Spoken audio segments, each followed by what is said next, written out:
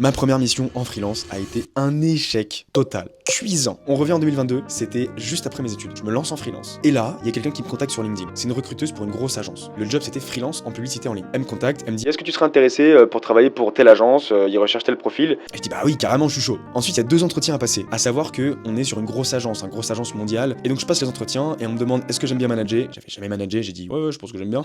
Bref, je suis accepté. Je rentre dans cette agence en tant que freelance. Et je passe 3 mois chez eux. 3 mois où j'étais dans une machine à laver, mon gars. Dans cette vidéo, nous allons voir le dosage de la lessive pour votre machine à laver. Ils m'ont essoré. Et en fait, au-delà de ça, j'étais pas apte à travailler avec des grosses boîtes comme Nivea, je travaillais avec Vestiaire Collective, etc. Je gérais des millions sur l'Europe. Et j'étais là, je devais manager une personne en plus, t'imagines, en freelance. Tous les process, le rythme, je travaillais de 9h à 21h tous les jours. Je travaillais avec des grosses boîtes et j'étais en direct avec des directeurs marketing, des boîtes de renommée mondiale en plus. Donc bref, j'étais pas au niveau. La fille qui m'a recruté l'a rapidement compris. Au bout des 3 mois, ça s'est évidemment arrêté. De toute façon, moi j'avais envie d'arrêter parce que j'étais dans une essoreuse, mon gars, j'en pouvais plus. En plus, je remarquais les CDI qui étaient 3 fois moins bien payés que moi, qui avaient le même rythme que moi, la même pression que moi, et je me disais, mais c'est un délire. En gros, on a mis fin au contrat au bout des 3 mois, et ça a été vraiment un soulagement pour moi. Et derrière, j'ai retrouvé plein de clients, et ça s'est très bien passé, et ça a été hyper formateur parce que j'ai appris d'innombrables choses qui me servent encore aujourd'hui.